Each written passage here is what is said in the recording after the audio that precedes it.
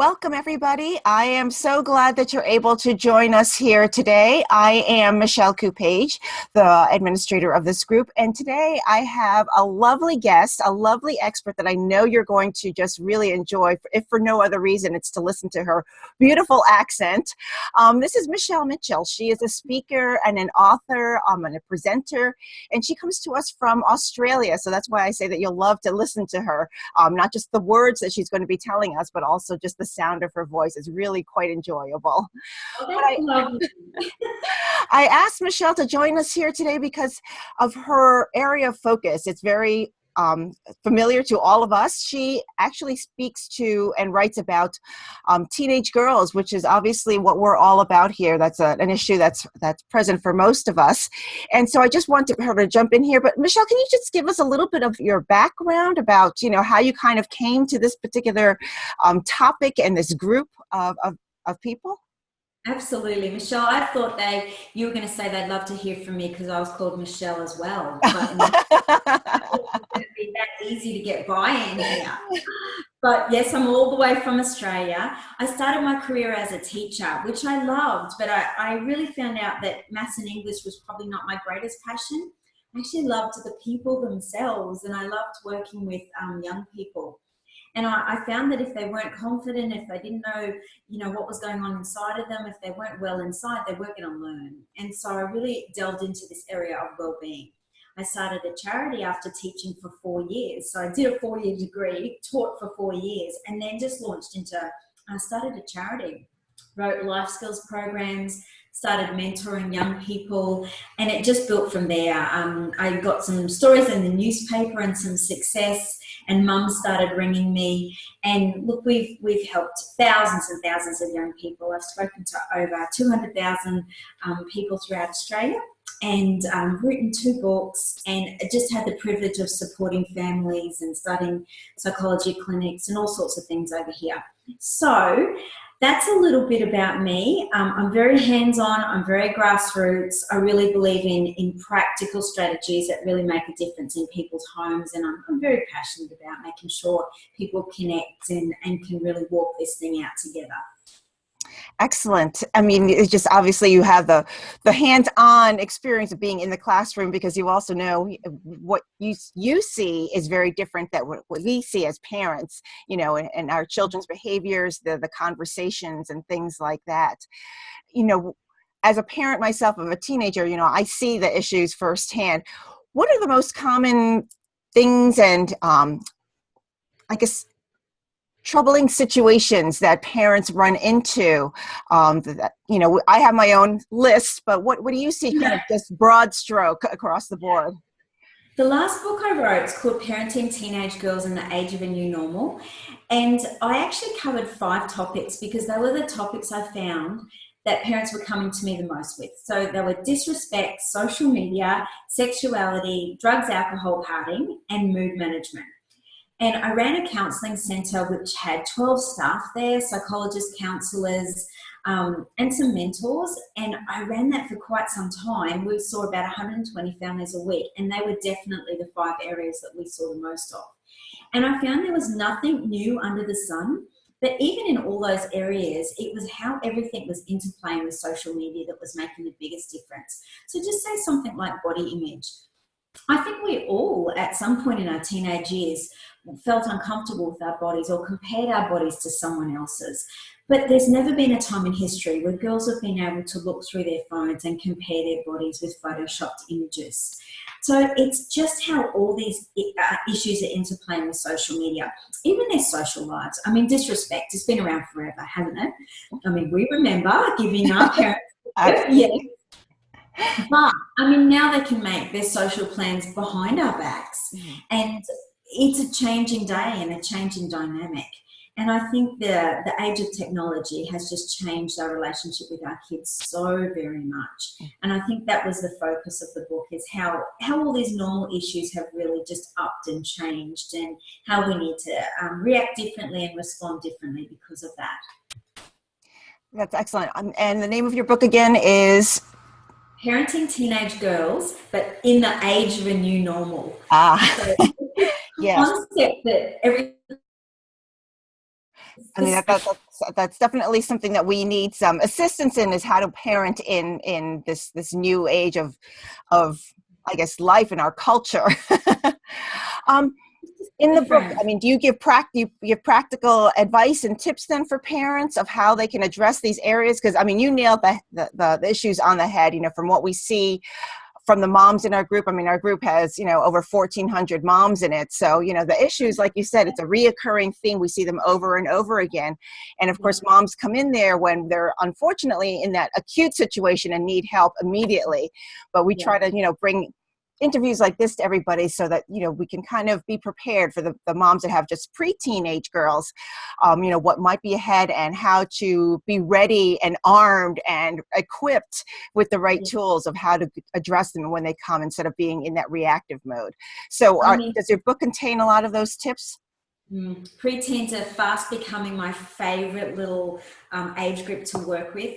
And I find that preteen mums are just so motivated because they're looking at the stats. There's 80 articles, researched articles in the book. So it's giving parents up-to-date statistics of what their kids are facing in high school. It's also got 40 practical parenting strategies. So in each one of those topics, I've got 8 practical parenting strategies in response to that. So I've got a chapter giving my oversights and thoughts on each of those topics, but then I'm like, okay, parents, here's 8 strategies, exactly how I think some like of my top 8 strategies of how to respond to young people to make the best difference. Because I think if we respond the way our parents responded, we really run the risk of missing the mark with this generation. I think we could just default to what our parents did, and because it's such a different day and age, we can just be slightly missing the mark. Yeah, that's true. I think it is just a very slight tweak that we need to make as parents. And I think the biggest thing that I've just kind of noticed on my own research, and you mentioned it with social media, the body image and the comparison, and then going for the popular vote, basically, you know, how many likes can you get on an image you share? You know, that comparison, I mean, it was so prevalent when we were growing up, but it's even more so these days. And I love the work of Brene Brown, just teaching, you know, about being brave and being vulnerable. And also she has one of her books, I remember reading, she had a line in there and asked the question of, what's wrong with just being average and normal? Why do we always have to try to one up ourselves? And I think that whole comparison due to social media contributes it. So how would you, you know, address that with parents? What can we do to kind of, you know, reassure our kids, even though, you know, we tell them that, you know, they're beautiful, they're smart, they're funny just as they are, you know, they don't need to compare. But, you know, they hear it from their friends, they see it from their friends. So that social pressure, that peer pressure, just amongst their, you know, their schoolmates, let alone what they're being bombarded with through social media. What suggestion can you give to us parents to kind of help us navigate that?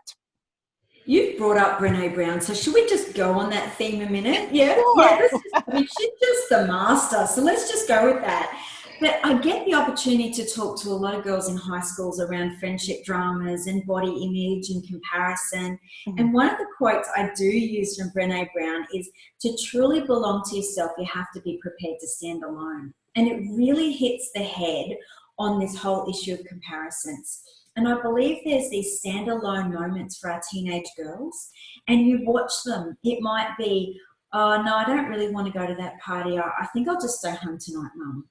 Or it might be, no, you know what, everyone else is wearing that, but you know what, I'm not going to buy one of those. I want to dress the way I want to dress. And it's these points of maturity in our girls' lives where they realize that following the pack is maybe not all that, and they're prepared to take the risk to actually stand alone.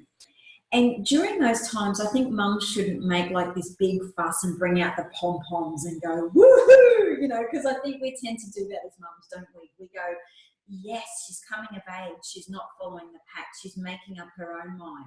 But I think we play it really low key. But inside of ourselves, we just need to have that little moment and go, I see that. She's becoming a young woman. And I think the difference between girls and women is often self-confidence. And when we see these flickers going off in our girls where they're able to think for themselves, or they're able to make these decisions for themselves apart from the pack, we can really see them maturing. I think what we need to watch in our girls as well is this obsession with becoming like everyone else, or like a celebrity, or comparing themselves to everyone else in such a way that they're not prepared to ever stand alone, and they're morphing into the pack. Because that to me is those moments where they're losing themselves and losing their strength. And courage really is a quality that we need to cherish and foster in our girls, because it's the number one thing they're going to need to move forward. On my Facebook page at the moment, a mum wrote into me, and she's got a little 6-year-old girl who's just been called fat at school. And she's like, I know her daughter's getting anxiety and doesn't want to leave her mum, and she's having trouble with it. And she's saying to me, okay, Michelle, how do I do this? And I'm just about to post tomorrow, but I'm saying to her, short, sharp, snappy statements that help her regain that sense of power. A little bit of sass sometimes goes a long way with our girls. And we often hear the sass at home, don't we? You know what I mean? Yep, absolutely. Yeah, but in public, we teach them to be polite, and we teach them to use their manners. But I think we need to teach them that there's times where it's completely appropriate to be impolite and to gain that sense of kind of power. Mm-hmm. So I'm sort of saying to this mum, look, short, sharp, sassy, like, stop. I'm not fat. I'm awesome. You know, and giving this little 6-year-old that little control. You shouldn't be saying that. Do you think you should be saying that? No, I don't think you should be saying that. Do you? You know, that kind of thing. But just helping them really get some assertive language and gain that sense of control, because our girls sometimes, they really coil back instead of standing alone. Mm-hmm. And I think it's important that, you know, especially with self-esteem, I mean, as you mentioned, I mean, at 6 years old, I mean, we think that they're still so innocent, but yet so the world is changing. They're impacted by so many other things. So 6 years old to be called fat and then take that as a reflection on she's a bad person. That's really, really heartbreaking as a mom to hear that, and then just to experience that, if that, you know, for that mom, for her own daughter. Building up that self-esteem becomes a very deliberate, I think, a choice that parents need to make. I know just a couple of weeks ago, I interviewed another expert. She's actually just wrote a children's book.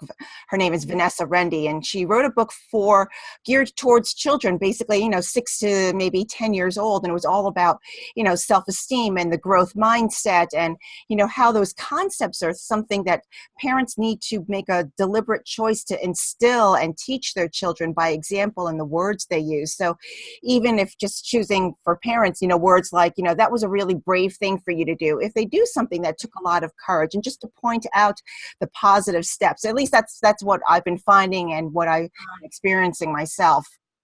And one of the strategies in my book too is just hit and run praise. I think when they get a bit older, because they're not giving us a lot of positive feedback anymore, you know, when they're little, they give you so much positive feedback. And then when they get older, they stop that. And I think as parents too, we feel uncomfortable giving them positive feedback because they roll their eyes back at us, don't they? Like when they really hit those teenage years, they're like, oh, Mom, like, what do you know? Like, you know. And I've decided, like, I call it hit and run praise. In other words, mums, hit and run your daughter's praise. Like, hit in, come in, swoop in, give them praise, and get out of there. Don't wait for their feedback. You know, and look, American culture may be slightly different. I don't know, but in Australia, kids don't take compliments as well as they did when they were little. I'm not sure if American culture is the same. But in Australia anyway, I mean, parents are like, swoop in, compliment, and come out. You know, don't wait for the back chat after, or the negative roll of the eyes, or the whatever. Swoop in and do it multiple times a day, 3 to 5 times a day. Because the banter they experience in school is enough to deflate anybody, and we're kind of counteracting and balancing that. Mm-hmm. And I think it's good to also maybe make those points. I mean, you mentioned school, and I think as parents, it might be a nice idea to try to make those statements, those, you know, fly in and then fly out. in the morning before they leave to school, to just kind of give them a confidence boost. And then maybe, at the end of school, and that when you see them again, and then right before bedtime, as a way to kind of cement that, they're a good person. There are things that you're noticing about them. I don't know if you found that those times of days are good for, providing that feedback to your child, or if you found that other times, or just, obviously randomly, any time of day is good. I think mixing it up with young people, so it's really unpredictable. I always end any disagreement with my children with, I love you. And they normally roll their eyes and go, that's not the point, Mum. And I always say, yeah, it is. Because it is, isn't it? The basis of anything is just connection and care for them. Yeah. Their self-esteem is built on what? It's built on attachment, which means our connection and relationship with them is so important. It's built on their sense of joy and enjoyment of life, which is so important. And it's built on their sense of feeling like they have a sense of control and choice in their life. So everything around their life, it's really important to keep those three things intact. That as they go through life and as they move through life, as they get older, that they have that feeling of that they've got a sense of control and choice of what's going on in their life, that they're taking more and more ownership of their behaviour and where their life's heading, that they feel really attached and connected.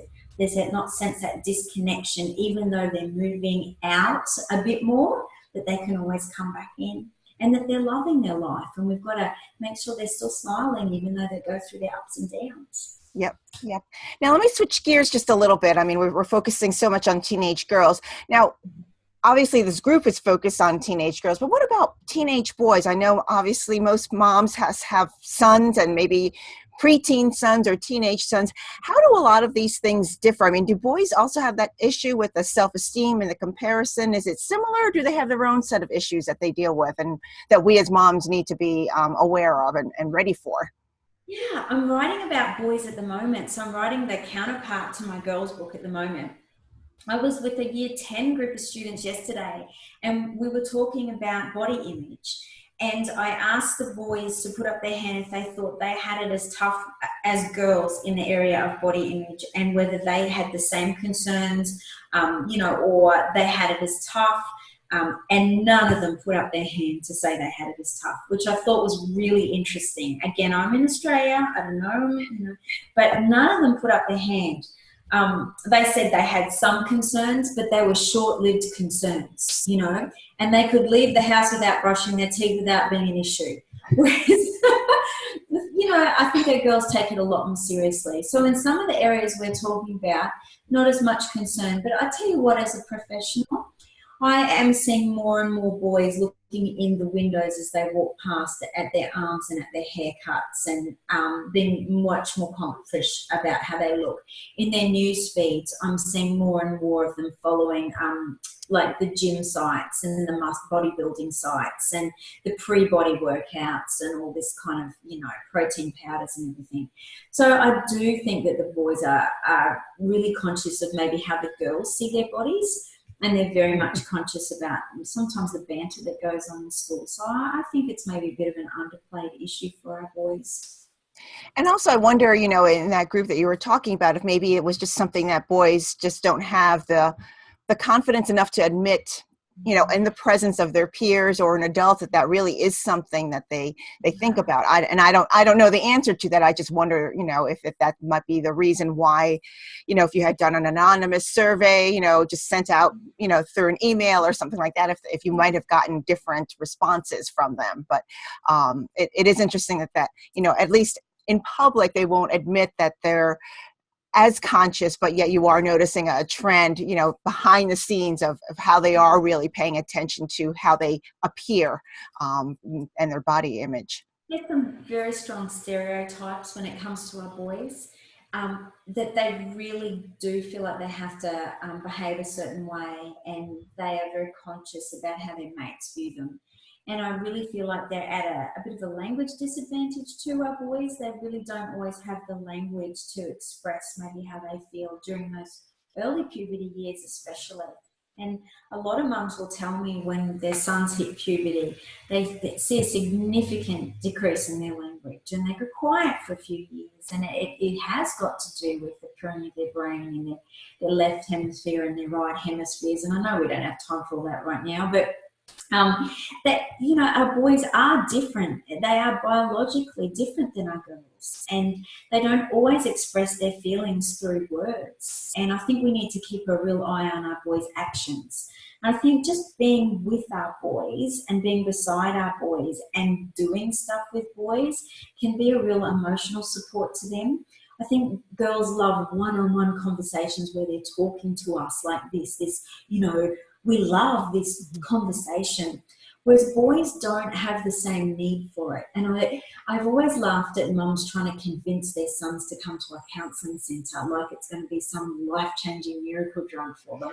And boys are not as convinced that putting a spotlight on their feelings is going to have the same cure that it did for their mum, because they're not as comfortable with emotions, and they're certainly not as comfortable with finding language for their emotions as girls are. On the whole. Now there's no on the whole.